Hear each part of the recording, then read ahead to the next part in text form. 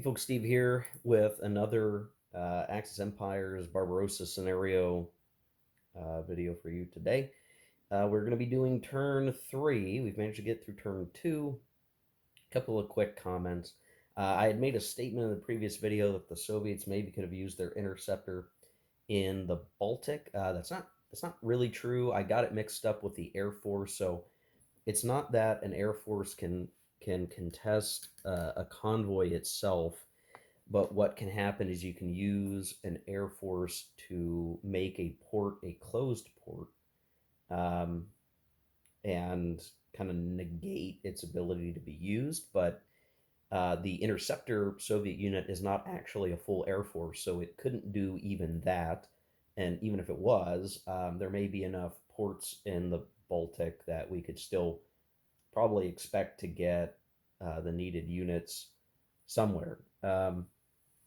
And really, I'm even looking at it going, oh, you know what? I probably should have shipped that German unit to a different port than Helsinki. But whatever. It's mistakes can be made. It's fine. It's fine. It's all good. It's all good. We're all good. Everyone's good. Um, because they have to combine with the ski division or a ski unit, and these units are not ski units. They're just infantry. The ski guys are up here. And what I could have done, I think, is drop them in Aulo. I'm not sure how that's pronounced. And that's where they could combine in better shape. But didn't do that. It was also pointed out, though I'm sure I would have caught this somewhere along the way, that as we penetrate deeper and deeper into uh, Russia, the German replacements that will eventually come onto the board are going to come in Germany, uh, not on the HQs in Russia. So the HQs can only have replacements placed on them if uh, they're in the home country for Germany, which they're not going to be. So they're not. Any replacements are basically going to come in Posen or Königsberg, and they're going to have to run across the rail lines, I guess, and try to get to the front. What they can do is stay in a broken up core format and use the rail to like move more quickly to where they need to go to the front. But it's going to mean like a turn delay before we really get to use those replacements. So while we're going to end up using the Typhoon card next turn, when I really think about how the replacements are going to show up, it seems less likely that they're actually going to have a meaningful impact on the map. Um, so something I need to think about. I need to keep in mind. So it goes. So then, as we look along here, um, I think that's all like the major stuff I needed to quickly address.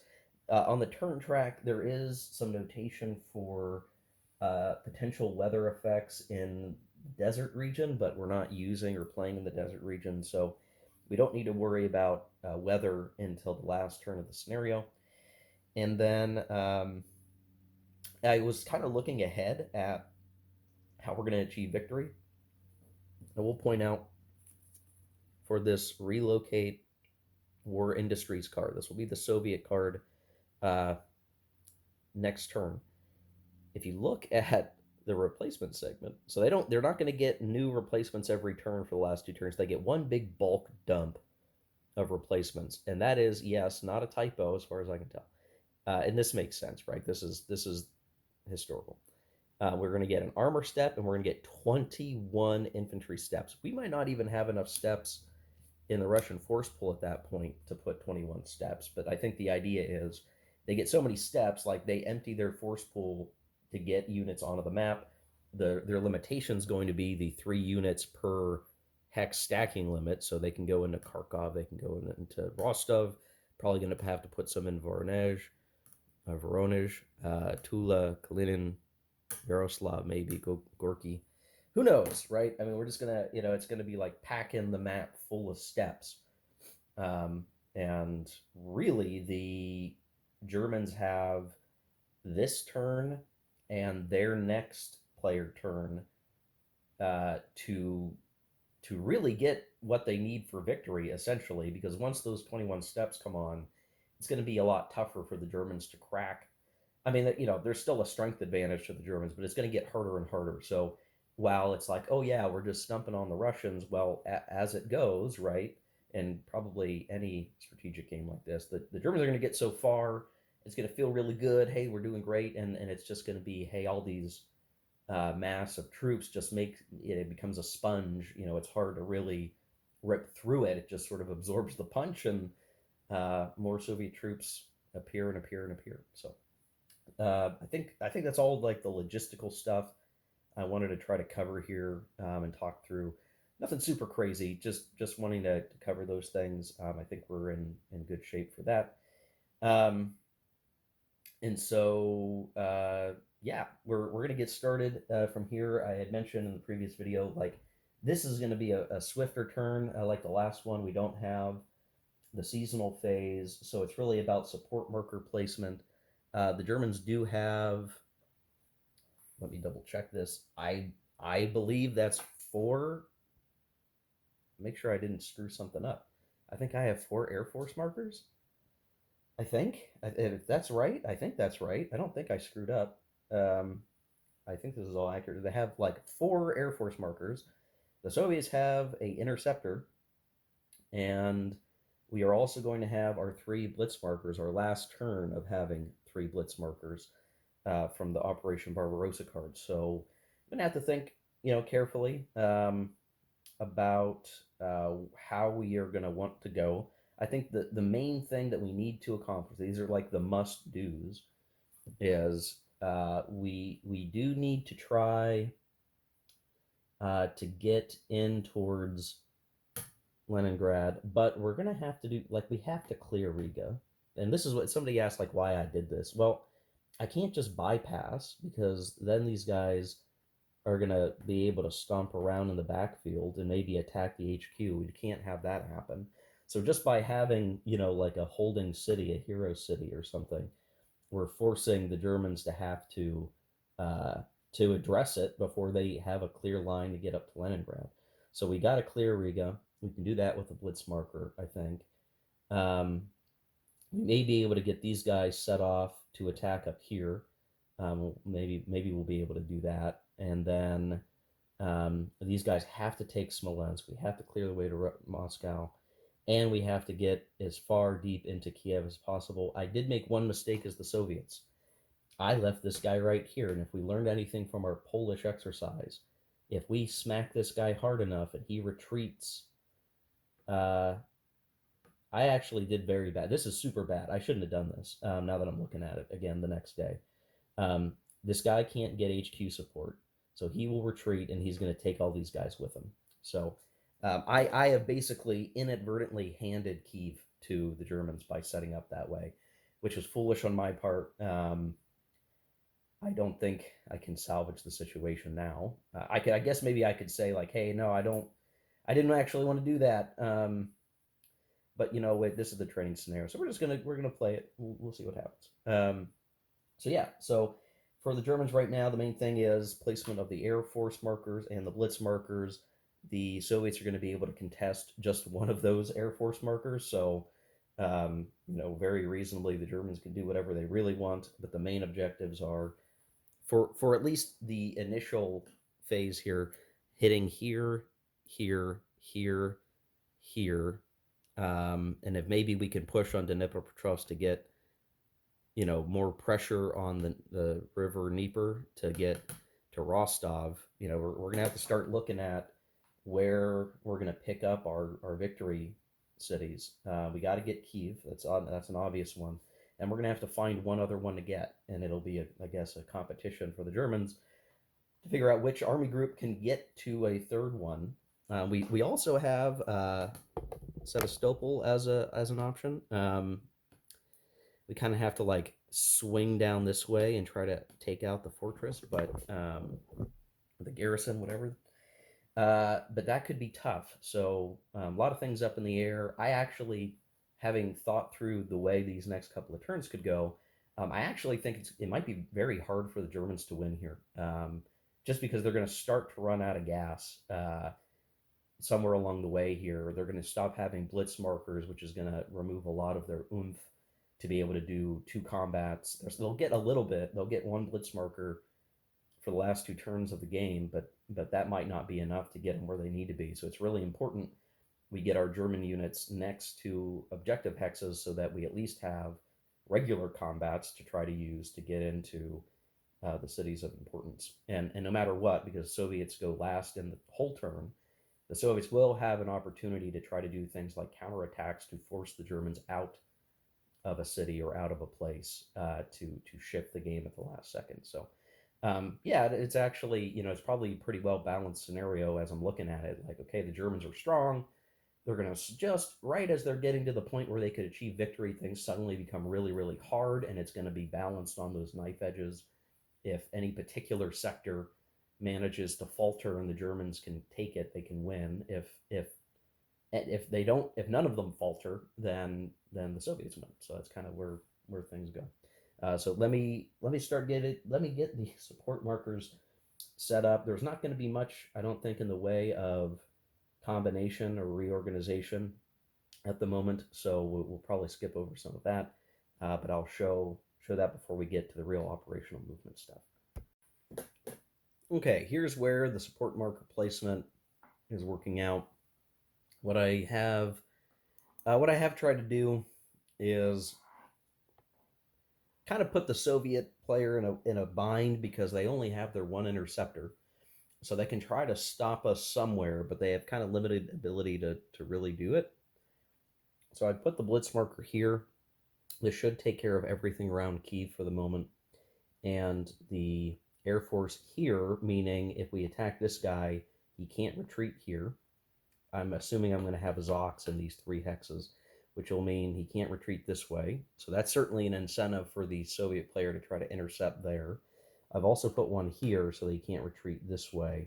So we'll hit him really hard with the expectation he's going to retreat out of Kiev and drag the Kiev defenders with him.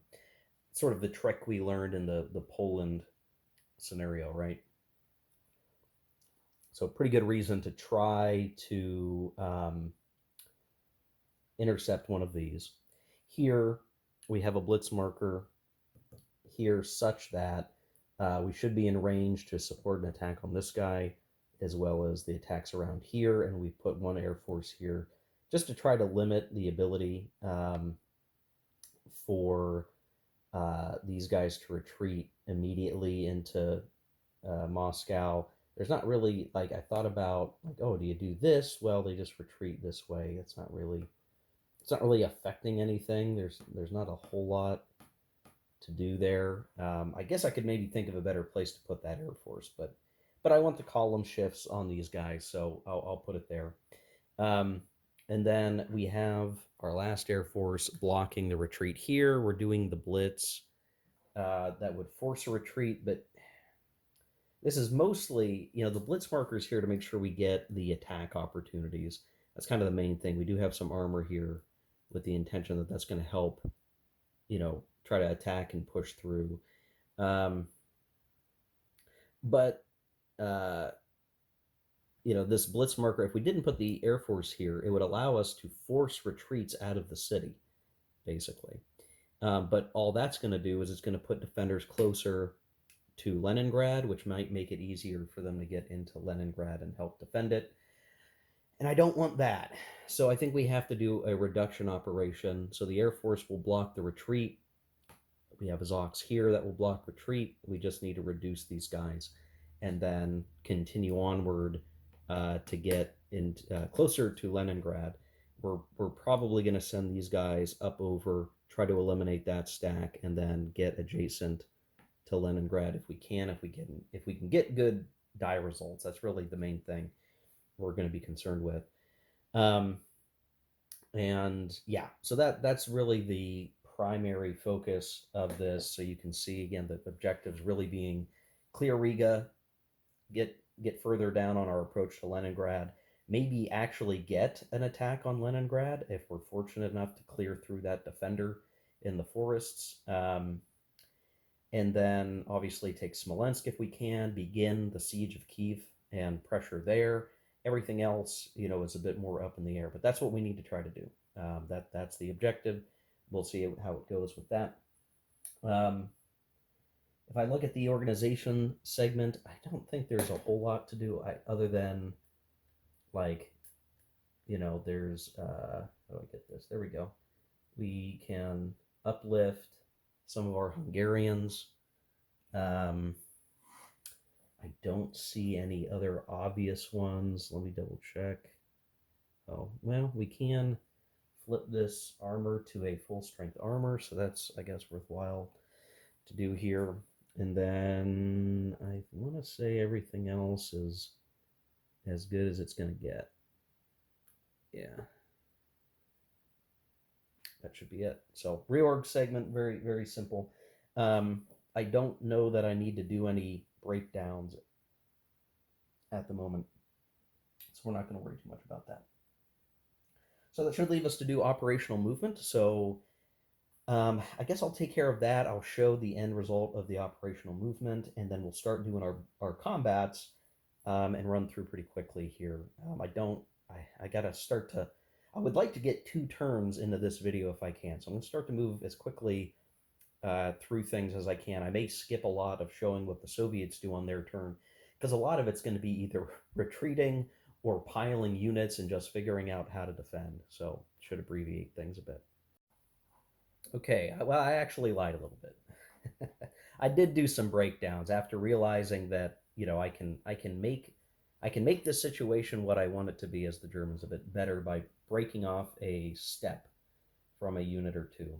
And so what I have done in congruence with that, just to show, we did use the interceptor on this Air Force, so it was removed. But in the movement, we were able to get Germans moved up to project the required Zocs that um, are basically going to put this guy in trouble, are going to push these guys out of Kiev, ideally. Um, and then these Hungarians are going to move up to kind of help, to eventually push on Dnepropetrovsk, but not this turn probably. Here, I broke off an armor step so that I could get these guys moved over to project a Zoc here. He's outside the blitz range, which means he's not going to be able to do blitz combat here, but he still projects the Zoc here.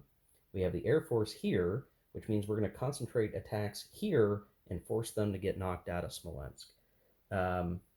Is Now that may mean we're going to have more forces near Moscow, but right now, we've only got so much time to get up there, and just the right combats might enable us to get into Moscow. So I'm willing to take that. We're not really in a good position to completely clear out Smolensk by itself. Maybe after, well, we'll see what happens. This is part of the do I try to reduce and destroy everybody in Smolensk or push them back? If I can keep pushing them back, I could push them through Moscow potentially, if I'm fortunate enough. So maybe that's what we try to do. We did move these units over here. They're going to try to bust through these guys, get up to Leningrad. You can see we did ship another corps up there to help support, and we'll be able to form that Axis multinational mountain unit in the next organization phase. And then these guys are going to try to push through into Riga as best they can here. I do think, well, with the movement, it would be advantageous to do like this, basically. I guess it doesn't really matter what unit does it, so that we don't have the river penalty. So that's one other move I guess I should make. And keep in mind that there's no Soviet HQ in this zone, this area. So really none of the initial attacks that we're going to do can be supported by Soviet HQs. So retreats are likely, unless their retreat routes are cut off, but no column shifts, which between HQ armor shifts for the Germans, we should be rolling pretty excellently on the combat charts for these combats. So I'm going to take care of, I think, both the Blitz and the regular combat segment. So really what I want to show you next in the next subclip here will be the aftermath of the combats, and we'll see just what the Germans have gained. If they can find a way to get into Kiev this turn, It will mean a shift on the VP track, which will further support their delay segment die roll. So it could be a very nice improvement in the situation as we get rolling. We'll see what happens. All right, here we are after the combats, both combat segments, I should point out. I've also cleaned up the blitz markers. And yeah, things are going pretty well. What's funny is I'm just seeing how, in this particular game and the way that units are represented, I do have them all bunched up into armies for the most part. When I look at the map, I definitely get a sense of like, man, yeah, Russia is big. I don't really have like a totally connected front line. There are some gaps, but if you really look at the map right now, you'd see just the absence of Soviet units, period.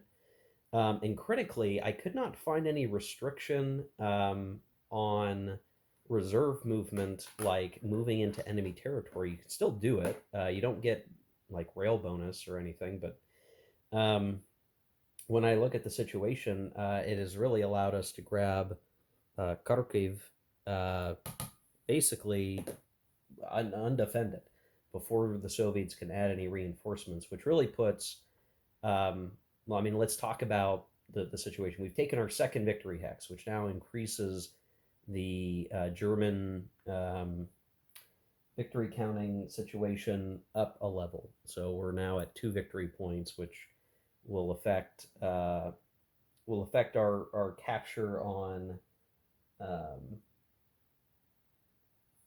on the delay segment when it matters. I don't actually think we. I have to say, I don't think we actually adjust the marker right away. Um, let me see what. Let's see.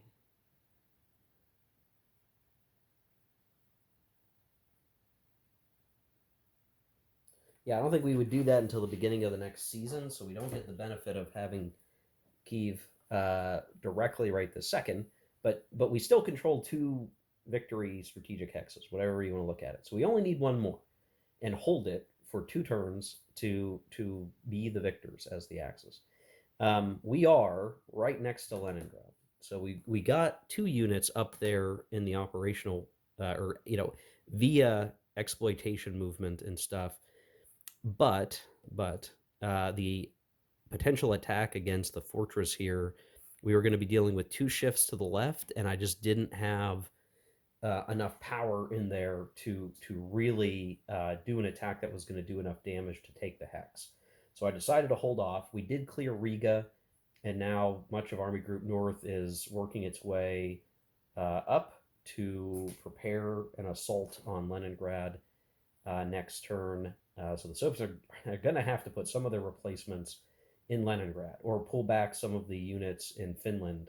Though if we pull back too much, then it just means that the Finns can stack up on Leningrad and increase the attack power on Leningrad itself. So kind of in a, between a rock and a hard place in Leningrad for the Soviets. Army Group North is in a really good position. Army Group Center, we did bang our way through Smolensk. We did push back the Soviets even more to the outskirts of Moscow over here, a couple hexes out. There is going to be a sizable defense in Moscow at this point, just due to those units retreating and kind of getting away.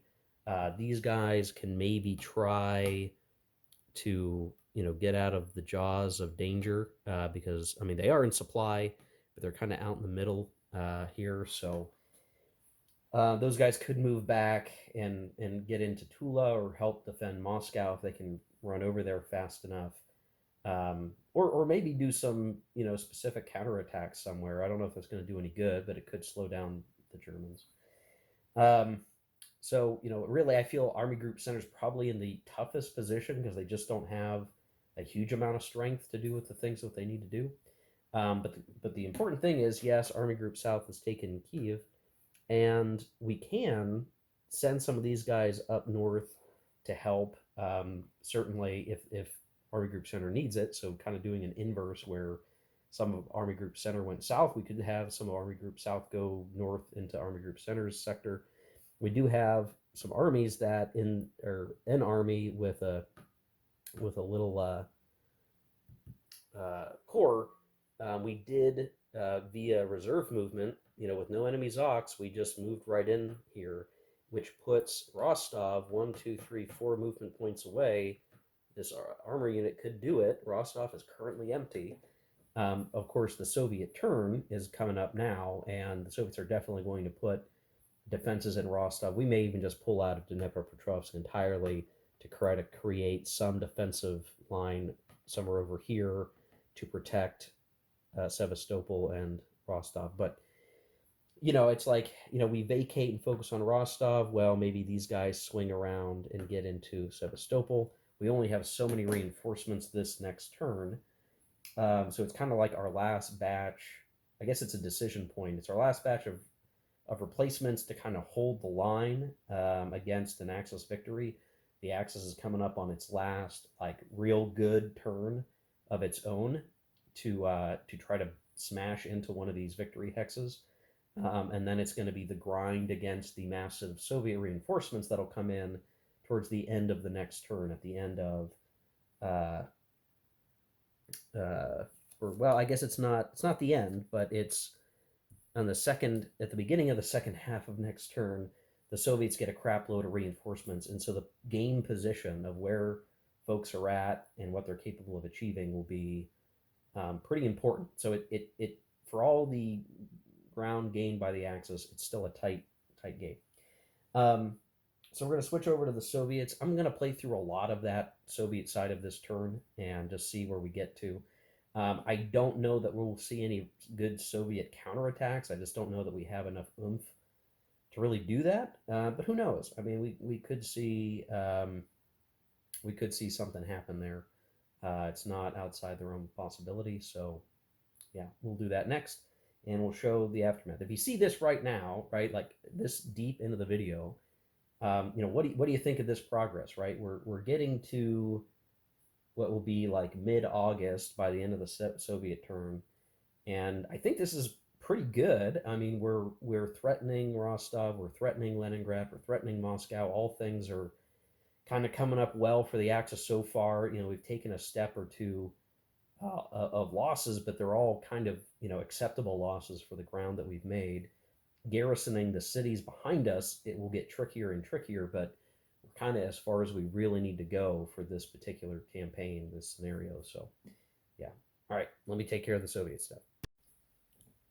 Okay, here we are after the Soviet action. Um, we're in the struggle. We're in the struggle now. So, I need to adjust the camera a second. I just want to show moving the Soviets around over here, putting a Zoc into this hex, and we pulled somebody back over here. Now my reading of the rules, as best as I can tell, and it's really honestly hard. So someone please tell me if you're familiar with the game in the terrain around Leningrad. Like this is an all sea hex side. I'm pretty sure, even with the ice illustration. So I believe Zocs do not extend over these hex sides. So this guy could go 1, 2 into uh, Leningrad, and then we added another step there. I'm just getting everything thrown around. To just get the best defensive factors into Leningrad, given that they're right up against it already. Um, and then likewise around Moscow, we've tried to get some reinforcements into the nearby cities. We moved these guys out of Zox, and then in reserve movement got them up to Tula. We've put stacks. Whoops. Um, Tried to put what we could into Moscow, and really down here in the south, we've done what we could to get these mechanized cavalry armies kind of projecting some defense. We're building up strength in Rostov. We've added another step to Sevastopol in the hope that this will be enough to hold back the Germans at least through the next German player turn. If they can do that, then the onslaught of Soviet not general mobilization, but the relocate war industries reinforcements replacements on the board should help make it even tougher for the Germans to crack the line somewhere. So it's going to come in real tight here, down to the wire. We're giving up the Dnipropetrovsk, but at least we're getting something here to hold and hope for. Um, the Germans are going to have a hard time getting over the river, so they can at least delay this sort of minor force. What these guys decide to do will maybe be the determining factor. So very quickly, we're piling in, the last of our real uh, general mobilization, conditional event segment replacements. We're trying to get in and hold. We're trying to avoid situations where we would expect to see a big, gigantic route retreat, forcing a stack out of a city. We're going to defend in Moscow. We're going to defend in Leningrad. We are going to, at least a couple steps ahead, putting some strength out there just to kind of delay and hold um, where we can. And that may be just the best that we can hope for from there. So, with that being done, I think we are good to do the delay box stuff, which I've already done. I sort of skipped ahead and just did that stuff, so just to show you guys where we're at with that. The Germans, by the way, did destroy that last HQ that was on the board, and on the delay roll, they got pushed out beyond the end of the scenario. So they're done. Their interceptor is gone outside of the scenario parameters, and then they are gonna, they will get this guy back, I guess, but that's it. The Germans got lucky and rolled a 2 -1 to 1 for their Air Force, so they are going to have 2 Air Force markers going in the next turn. Though the Soviets actually get an Air Force, so while they lose their interceptor, they are going to have 1 Air Force. That'll be probably pretty important here for the tail end of the game as we get in these last 2 turns. I'm going to jump right into that next turn here in a second, so that first of all, you guys can just see what we're going to have. Um, Unfortunately, well, we may be able to get this HQ on the board. It's going to depend on uh, some factors, but we're not going to be able to do it till the Soviet player turn. So that's going to be one aspect. They're going to get one HQ back. It might be really late in the game to make much of a difference, but it could be the difference that saves the Soviet position. So I'm going to get these units into the relevant force pools. As we look, we see it'll be August, September, an autumn seasonal turn. So we will do the seasonal turn with the new cards that will be played. And then still no major weather to worry about, but we are getting into autumn. So that'll change on the last turn of the scenario with mud in the north region, which is basically everywhere that we're playing. So, all right. Let me go start getting that roll. Okay. Going through the August September turn and trying to move pretty quickly. We're going to play our new uh, card, right? Seasonal phase. We have an option card. By scenario definition, we're going to be playing Operation Typhoon. Drive on Moscow. Well, we're actually not going to do a drive on Moscow. We're actually, as I have placed some of these things on the map already, we're going to be focused on Leningrad because I think we have a pretty darn good chance of taking it this turn. Now, here's the funny, it's like Operation Typhoon. What a big deal. And it's like, look at this mostly blank card. That's not really a knock against the game. I just think it's funny.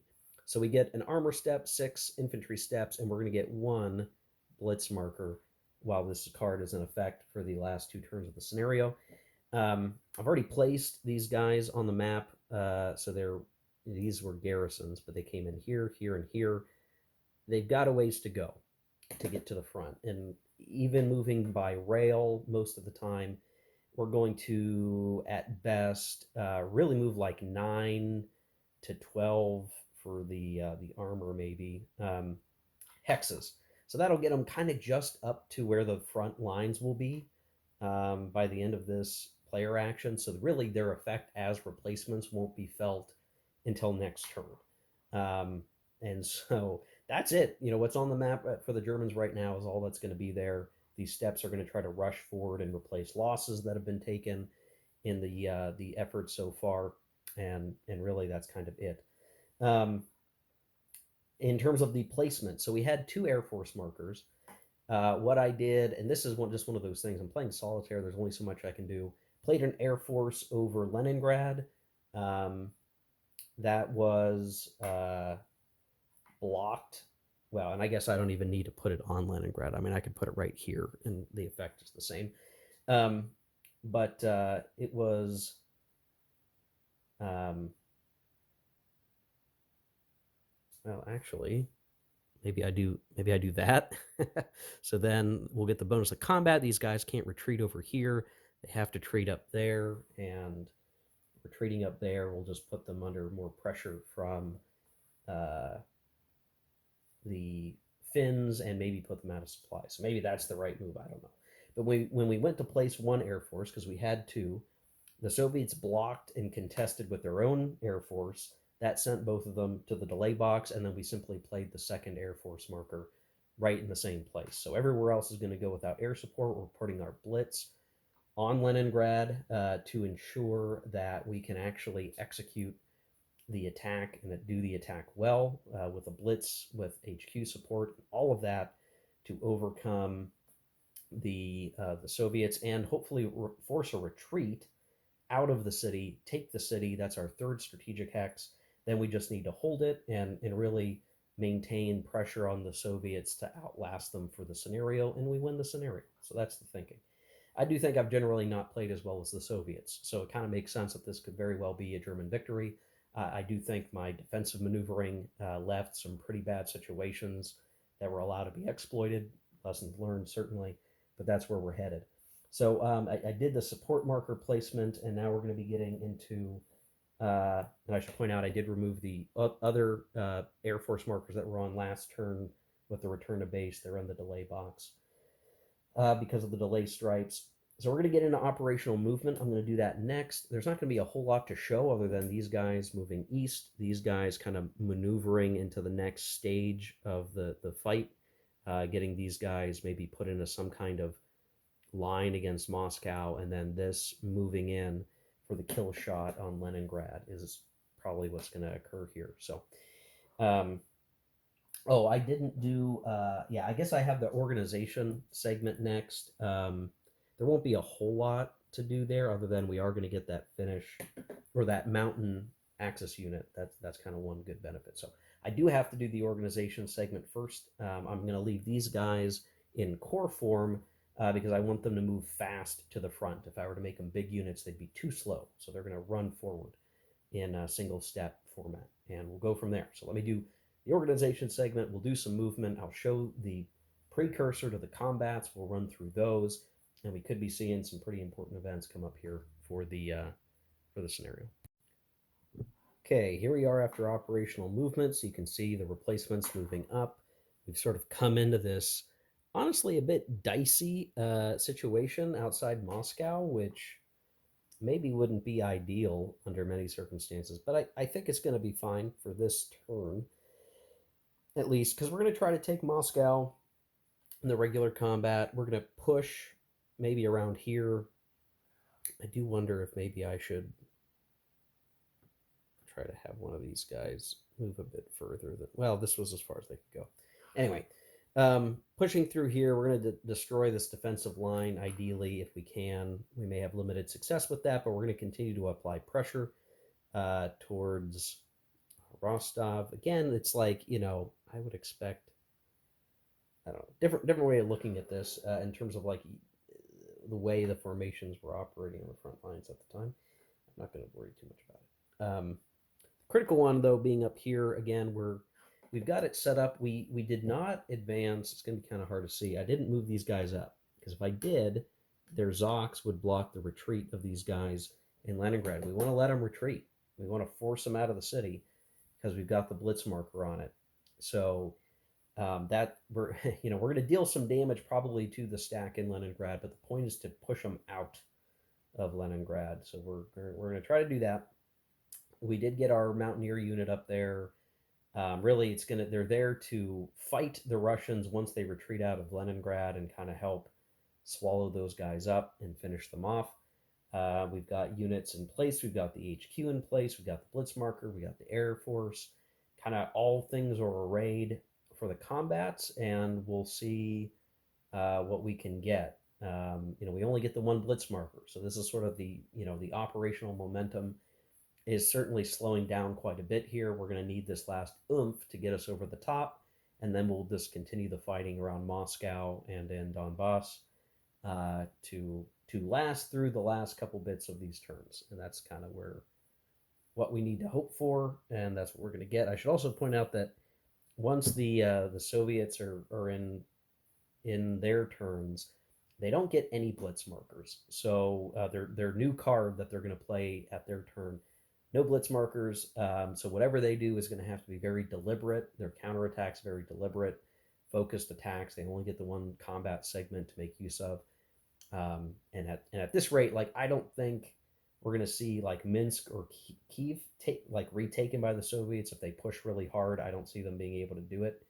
I could see maybe if we take Moscow, the Russians being able to retake it. So Leningrad really truly is our very best hope to make an advance after combat, to do the things that we need to do, um, and to hold steady, hold strong in the city once we take it. So that's the critical thing. So I'm going to do the blitz combat against Leningrad, followed up by the regular combat everywhere else, and I'll show the aftermath of that and maybe I'll just do reserve movement after that. That's probably what I'll end up doing.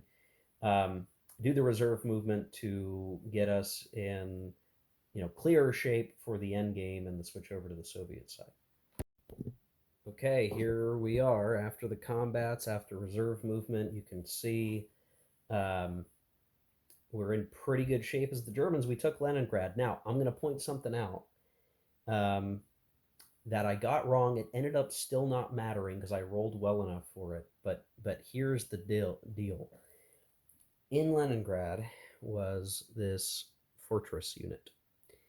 And I almost missed it. At first I was thinking, "Oh, the blitz marker. Well, I'll just make the blitz marker go poof and push them straight out of the way."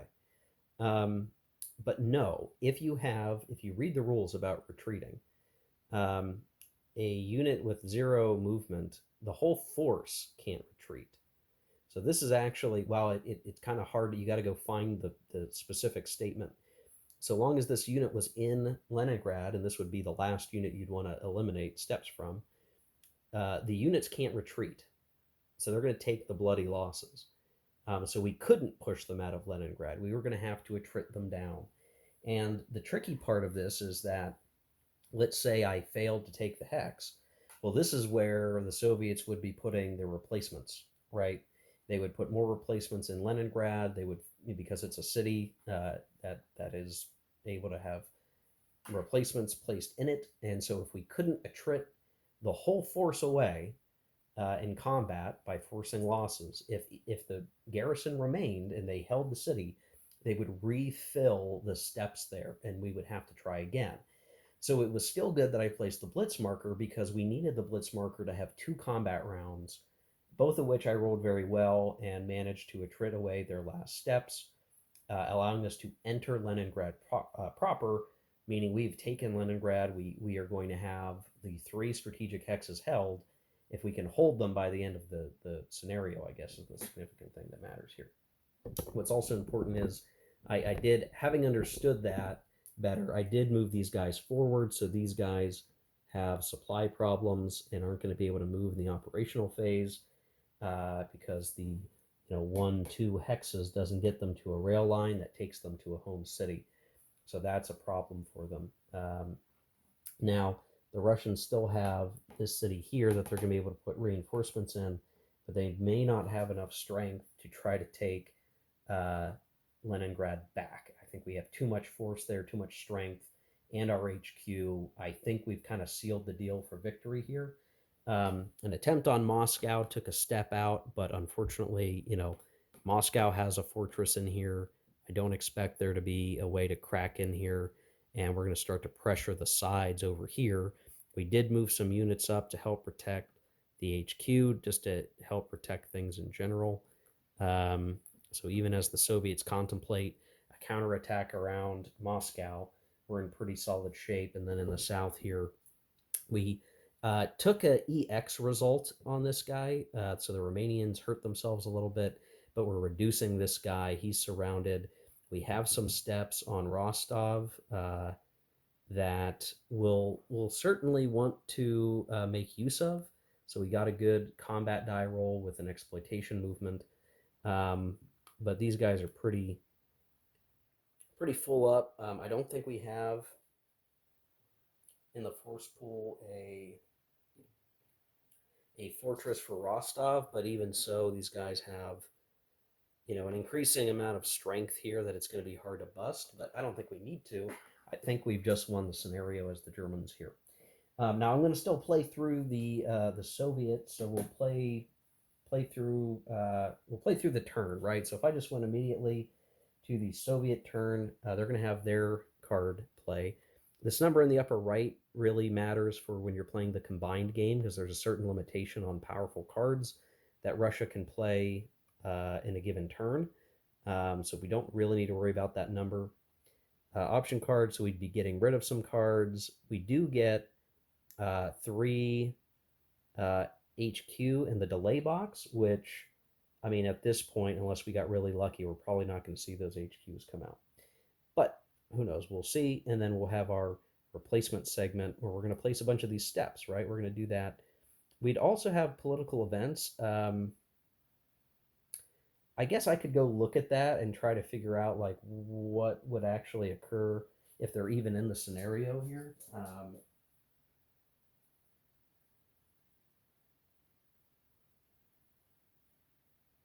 Yeah, I guess I can go look at this political events segment and see what the results can be. You can see 1,500 major industrial plants are evacuated: the Urals, Siberia, and Central Asia. Yeah, there you go. So I'll have to go look at. I think we should see just what this turns into when we get to the political events segment. This is not until after we do the replacement. So um, let me go grab these HQs from the baggie, put them in the delay box. We'll play it through, and I'm going to go place these replacements for the Russians. The huge amount that would be needed to try to stop the uh, the Germans from achieving victory. Okay, I just want to quickly show this is what it looks like after we put all of our 22 steps of replacements, one armor. Digging deep into the force pool, not quite empty for the Russians, but a lot. The restriction here, and what really matters, I guess, like in terms of like the strategic situation, is that we can place them in cities, but even when we do the replacement segment, we can only place up to the stacking limit, which would be 3 combat units. That's before they can be reformed up. So this forces us to use cities that are even further behind the front line to get them into place. And then we're going to have to make a decision on which ones get converted to multi-step units, which ones do not, so that they can try to use the rail to get closer to the front line. Now, there is one little dangerous situation that could arise here, which is there's a bit of a gap. But I think even if this guy, went one, I guess two, three, he could be cutting off some supply for the Germans, which in this game, truth be told, cutting off supply isn't that big a deal. It means they can't move in the operations phase. Um, so there's a little bit of damage that the Russians could try to do on the southern front. I don't think they're going to be able to get close enough to Kiev to really like do a ton of damage, even if they sent their cav all the way over. Like I just don't see them being able to take Kiev back. So it's looking pretty grim for the Soviets, but we can try to see where we can get to. We do have the city here that they're reinforcing in to try to contest the Leningrad situation. You can see there's a lot of strength around Army Group Center, which is dangerous for Army Group Center. And then the rest of these guys, they're just piling in as close as they can get to try to make a difference uh, over the life of the turn here. So just keeping in mind that this is the second to last Soviet go. When we get into the very last turn of the scenario, the Germans will have one last sort of push from their perspective, and then it'll all be, can the Soviets reasonably expect to take back any strategic hex, or they lose the scenario? So um, I have not done the political events segment, so I would do that next. I guess I need to do that and see what that's going to look like. if it has any real game effect. That would be, I guess, the thing to find out. And then we would do the support segment. Well, there's really no support markers left for the Soviets to use. So then we would just do the organization and start getting into operational movement. So let me check on the political event stuff. We'll do that quickly, and then we'll get through sort of the operational movement stuff for the Soviets. Okay, so the political events is interesting here. So on the back of the Soviet player aid card, we have a number of tables. We can look at the political events, and we look at the conference table. Now we do have DRMs. So there's a +2 because that's the victory points that the Germans have. Well, we rolled the die, and it came out to be military aid. Now, what that can do is it can provide a step of minor countries or influence a nation, which we really don't have options for. But one of the options is to get a delay reduction, which is to move a unit on the turn track one box to the left, which we actually have some. I put them out in case something like this was possible, and it turns out it is possible. And I didn't even know that for sure before I did it, which is great. So the Soviets elected to move one of their HQs that had been previously destroyed and would have ended up coming in November, December, which is outside the end of the scenario, moving it one box to the left, which means they'll get an HQ in their force pool to use on the last turn of the game. Maybe that'll make a difference. I don't know. HQs are very potent, but that's military aid. So, maybe we're getting some from some early aid from the British or something, and getting that shipped in Archangel or something, and that allows us to get an HQ sooner. Whether or not it'll actually help the Soviets deter a defeat, well, we'll see. But I'm glad I was able to do that. So we played the political event segment. Now I'll go do the rest of the operational stuff, the reorg and the movement for the Soviets. We'll see, where we can end up. All right, here we are after the Soviet moves. We saved this guy being out of supply and pulled him back for some strength, trying to hold. At this point, I think I'm just playing to see can the Germans get more than 3 strategic hexes, maybe. But we're pulling in reinforcements from Stalingrad, so the strength in Rostov is looking decent. We're also making a push out of Voronezh with the cavalry kind of going on this wild ride to maybe cut off the supply of Army Group South here. Now I don't know. I guess yeah. I mean, if he could do reserve movement and then be laying, yeah. I mean, it's conceivable they could get there. But what we may do is have an attack here to see if we can just really cut some of the supply lines. The Germans are going to be able to resolve the issues, I think, but even that is at least something interesting to make happen. A lot of strength around Moscow. I think we're maybe going to try some attacks here just to attrit the Germans, because hey, if we can attrit some of those Germans, like if this were a real campaign game, that would be valuable. And there's some strength here to try to push against the position in Leningrad, but it feels really unlikely to make a difference. So I think this is all going to come down to, I think, can the Russians do anything to maybe retake Kiev? I highly doubt it. But maybe that's their angle. That's the best thing they can hope to try to do at this point. Um, they don't have a lot of capability to do it, but that could be their one shot. So let me run through their combat. They can only do regular combat phase, so we'll do that, and then we'll get through the delay segment and start getting into the last turn. All right, here we are after the Soviet turn. They didn't quite get to what they really wanted, unfortunately for them. So there's, well, and I guess I need to 1, 2, or let's see. Is that legal? I don't know. Trying to figure out how to work this because he can't cut off these guys' supply. He could move out to here, which is a nuisance, but it doesn't really ultimately solve the problem. But on the Soviets' next go, they could maybe make something happen, I guess, or this is at least a distraction, which would just kind of open the door to Kiev being attacked or potentially being attacked. So, I mean, you can kind of see there's just this salient now as the Soviets are trying to jump down here. But I'm not sure that it's going to have the effect needed. The attack from here to here caused these guys to retreat, but the supply line remains through basically. You can trace through here, and these guys are just fine. So not really an issue. I mean, I guess. Well, actually, so if the rail line. All right, so these guys are potentially out of supply for the moment, but that doesn't affect their combat ability right away. And I suspect we could see things. Well, it won't matter for the scenario, but I guess if this were a campaign game, this would be an interesting little puzzle of the Germans maybe being overextended a bit. What we'd probably do is kind of swing these guys down, use the miners to kind of fill the gap, and then we can kind of operate from there.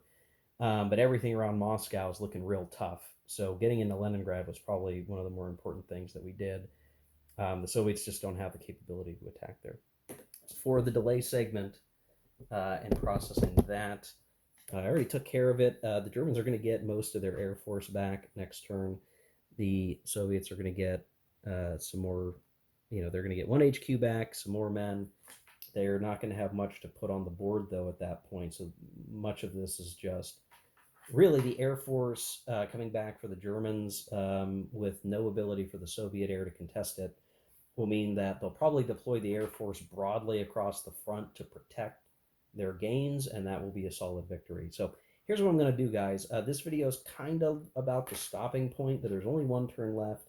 So I'm going to bang out the rest of this. The one special thing that will matter going into next turn is we're going to have mud in the north region, which is kind of where we're fighting everywhere, basically. Mud has a few restrictions on it, and even just to try to hit that at a very high level. So let me find the weather stuff somewhere in here. The key thing about mud is that we're not going to be able to um, exit Zox, which uh, kind of puts people, stuck in their place, so to speak. That's kind of the main effect that we need to be concerned with for weather. So it's not a huge deal. I'm going to double check some of that. But what I'm going to do as I double check that is I'm just going to play through the German half of this next turn. If you look here, like the card, there's no additional card stuff, so it's quite literally place our single blitz marker, place our Air Force, decide to do whatever it is that we want to do with that, and then we will, uh, basically we'll go from there, and I'll show the aftermath of that, and then I'll run through the Soviet turn, and we'll see where we get for the end of the scenario. Whoop! I'm back already. Really quick. Yeah, already. I didn't play through the turn yet. So mud actually, it's really funny. Um, the German stuff. We were all excited about having 4 air units. I'm sure somebody was getting ready to type a comment.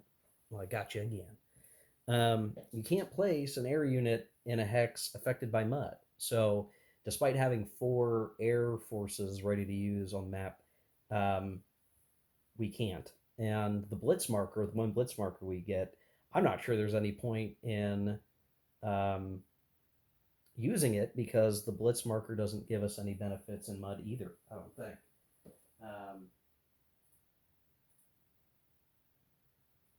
yeah, ground unit cannot attack a mud hex in the blitz segment, so it, in my opinion, kind of defeats the purpose of having a blitz marker anyway. And so what that really means for us is at least the places that matter.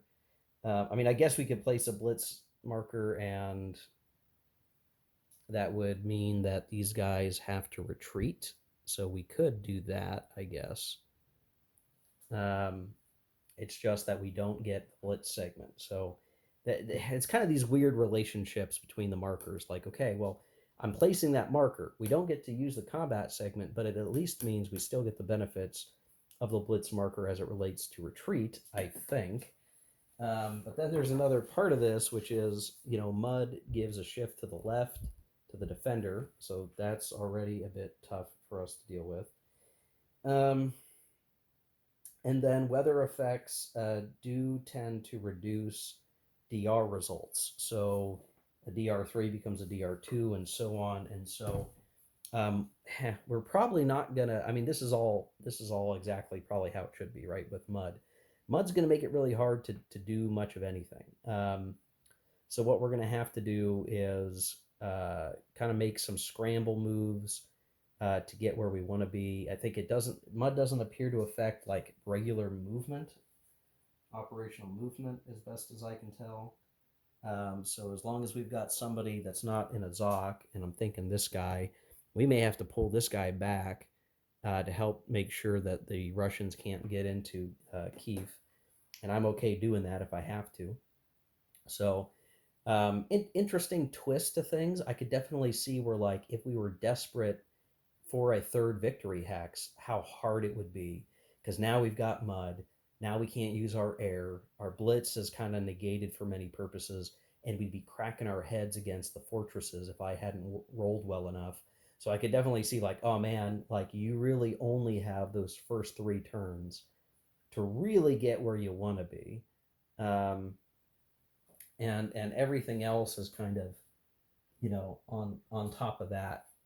If you haven't gotten to your objective, you can bang your head on these last couple of turns, but the last turn of mud really shuts a lot down, honestly. So there you go. So now I will go ahead and play through the German turn and show you guys the aftermath of that.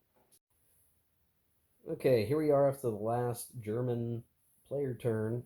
We have reduced some of the Soviets near Leningrad. We really didn't do much near Moscow. We've kind of held steady there, and just used reserve movement and things to kind of strengthen our position, uh, just in case the Russians really try to do some major counterattacks there.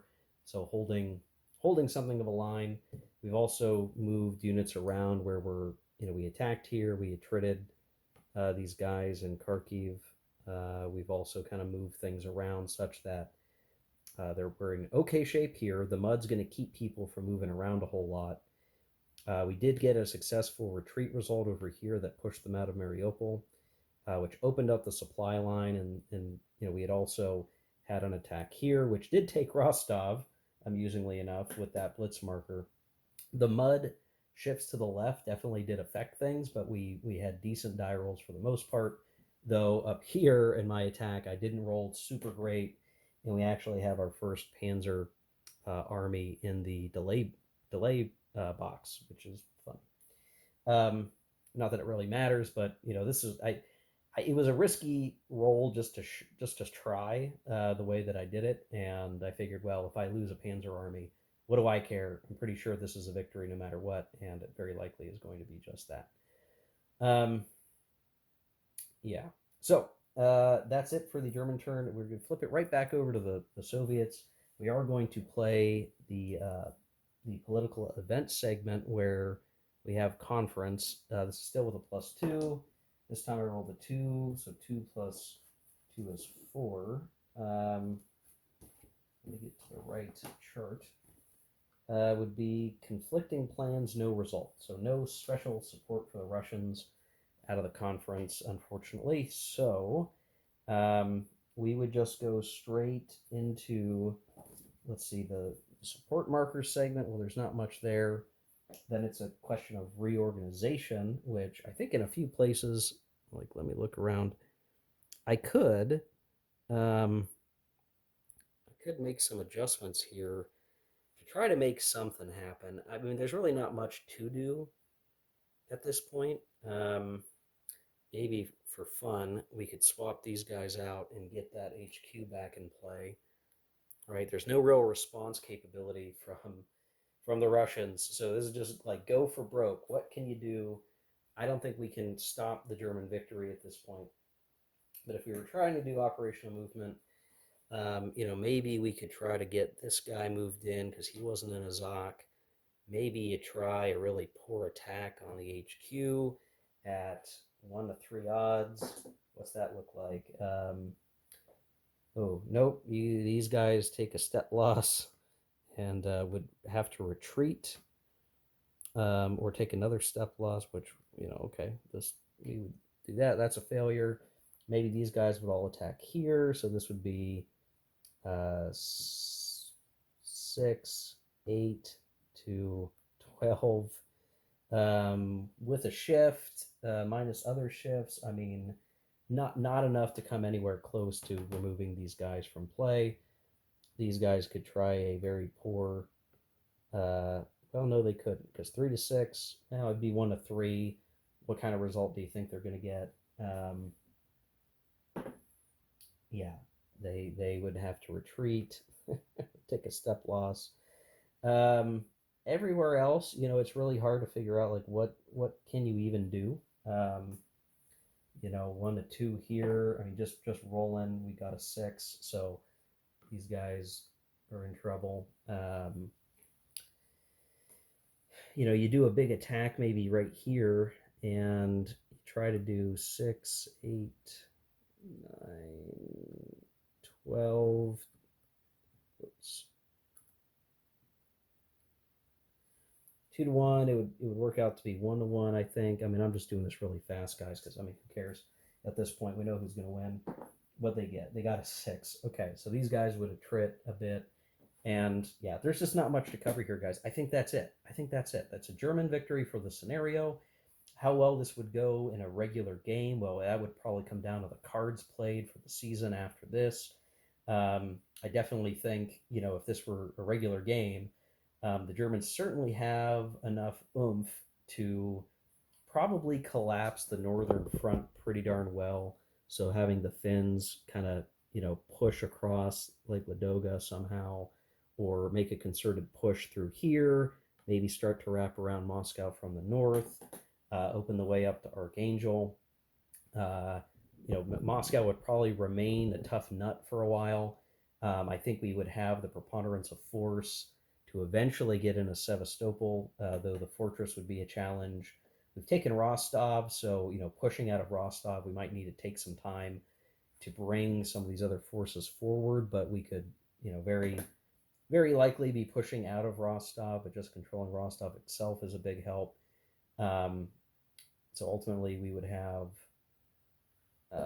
let's see, we'd still be Axis tied 2 victory points at a +8 strategic score for the Germans. So pretty reasonably good. A -2 to our delay box rolls is really, really good, really, really good. Because you figure if you, 50% chance of any marker coming back the next turn is very strong. We would have, our air in pretty good shape whenever we can next use our air to put the hurt on the Soviets. So I think this would be a pretty darn good game position. Like, if this were a campaign game and this is what the East Front looked like, I'd be pretty happy with it. To be honest, I'd be feeling pretty good about it, and just the strong potential um, to further make gains across the board. Leverage the Finns maybe to garrison Archangel and some of these northern Russian cities as the Germans continue to pound into um, the capital with concerted effort. Once that would fall, if it did, then we'd be spreading out to Gorky, some of these other cities further east. I don't know. I don't know if we would ever get far enough to be taking Sverdlovsk or uh, the other, these strategic hexes way out in the corner. But I think we would be feeling pretty darn good about most other things. Now, some of this is kind of interesting because then it's a choice of like what are the cards that get played later. So when we look at relocate war industries, well, here's a Soviet card that would be played.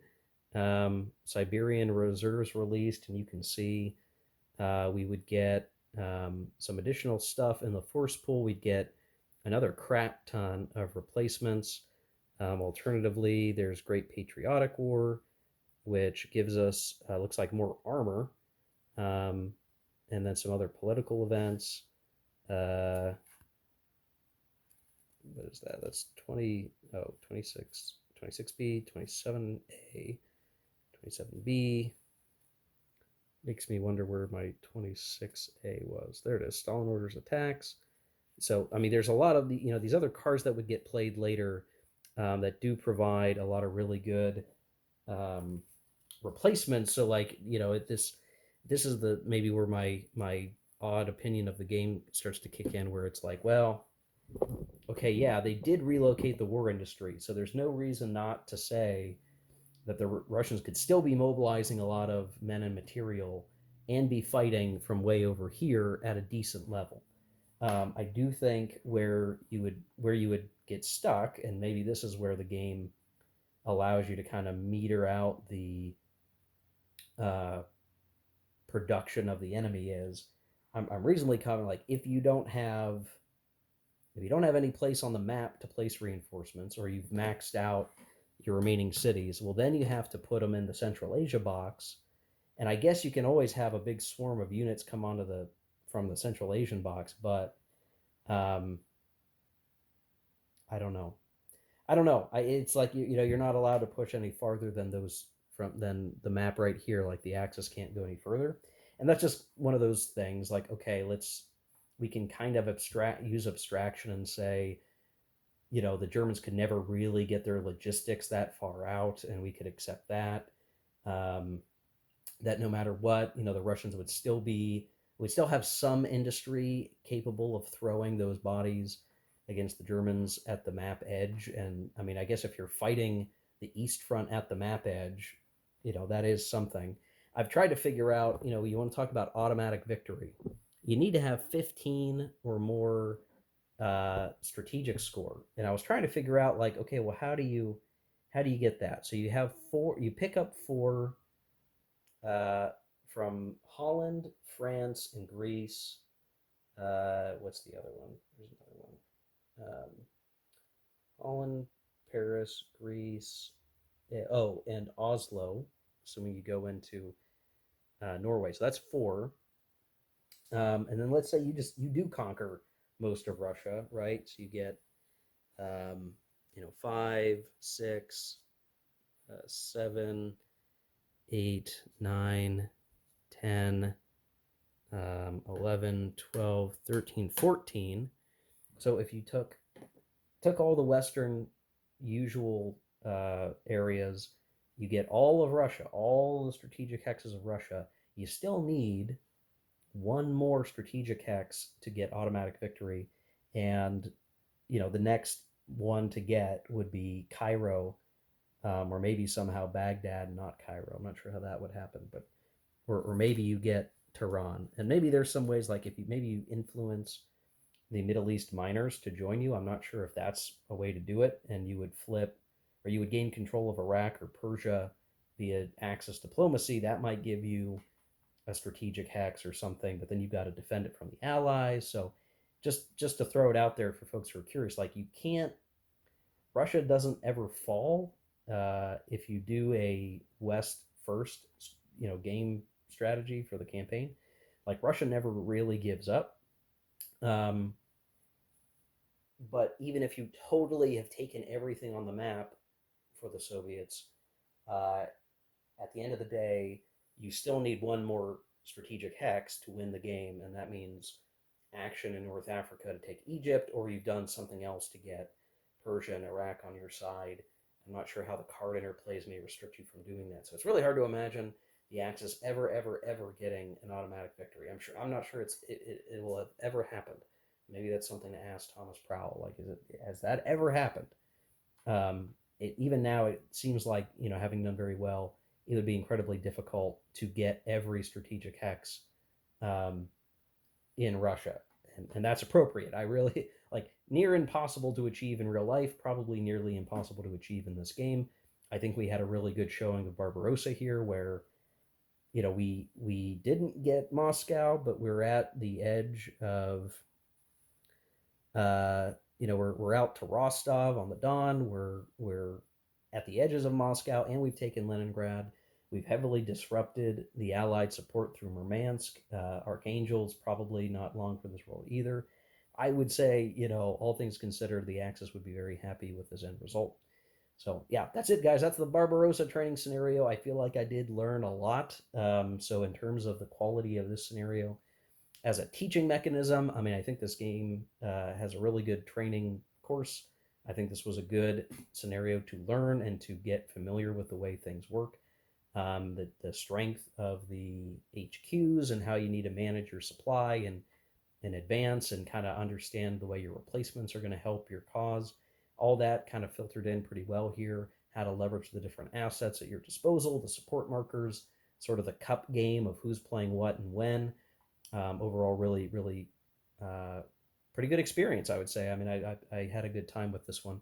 And I'd also say, had the die rolls just gone a little bit differently for the Germans, this might be a Russian victory. I think there was a good streak of luck for the Germans in many places where like they needed that one or two and they got it. That probably made a really big difference. Had they rolled a six instead, that might have been catastrophically bad. So I'm trying to look at like I'm not sure. I guess I did roll. I must have rolled a six a couple times for the Germans. Um, in a couple of places, but I don't think sixes came up for the Germans very much at all. Maybe once or twice. We got a lot of twos and threes, and we got some ones when it was super important. So I don't know. I didn't track the die rolls. I should maybe do that sometime and kind of see. I'd say luck was certainly on the German side, and the poor play around Kiev probably made a huge difference getting out to Rostov, and that could have been done better. So I don't think this, I will say this scenario itself seems very well balanced. I can see exactly how the Germans came to victory. Had I just played a little bit better as the Soviets, and maybe a die roll or two wasn't as really good as they might have been, we could have seen this easily be a Soviet victory. So I'm pretty happy with the way that feels. Um, Even if this isn't exactly the way I'm used to seeing a Barbarossa go, or how I might imagine it being done, like the cards having that much an effect over replacements and reinforcements. But generally, this felt pretty darn good. I appreciated the playthrough here, and I hope that you did too. So if you watched all the training, the flaws in my play initially, the fixes, and the carry on through to this end result. I hope this was educational or helpful to at least see what the scenario looks like.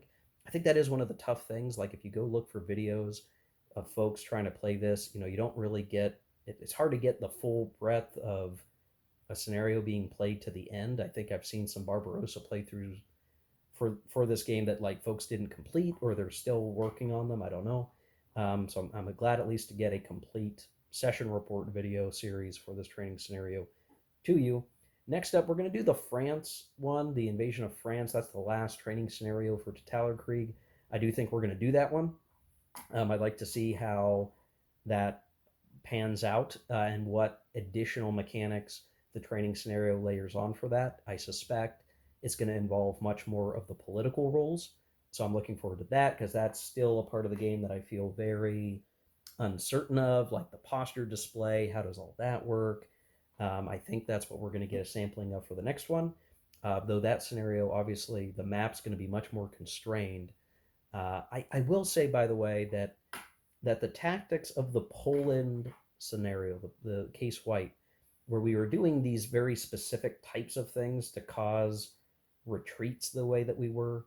What's funny is how like puzzle like and weird and almost gamey case white felt, but I think that's because of the constrained map that you're operating in and what like you have to achieve, where it doesn't quite feel that way in Barbarossa.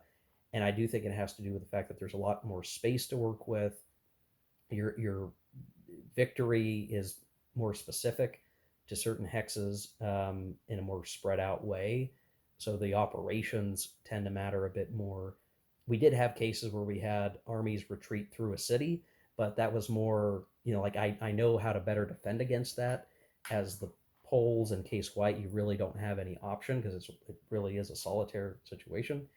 Here, yeah, you definitely like it. That feels less of a weird problem, if it's even a problem in this scenario, and I appreciated that. So that's just that whole case white thing. I think that being case white and being highly constrained makes the gameplay feel a bit odd. Here, it just felt a lot better. The things flowed a lot better. The front lines and where your advances are and the way the Zocs interplay with each other felt a lot better. So that's a big bonus to this scenario. Despite being, obviously a lot more to consider than Case White, this was it felt like a much better experience, which is good. I do think the training scenarios are laying on just the right amount of new stuff to process, and I hope that carries through the rest of the scenarios here. So anyway, boy, that's a long conclusion, guys. Hope you enjoyed the video. Thanks for watching. We'll see you in the next one. Take care. Keep gaming.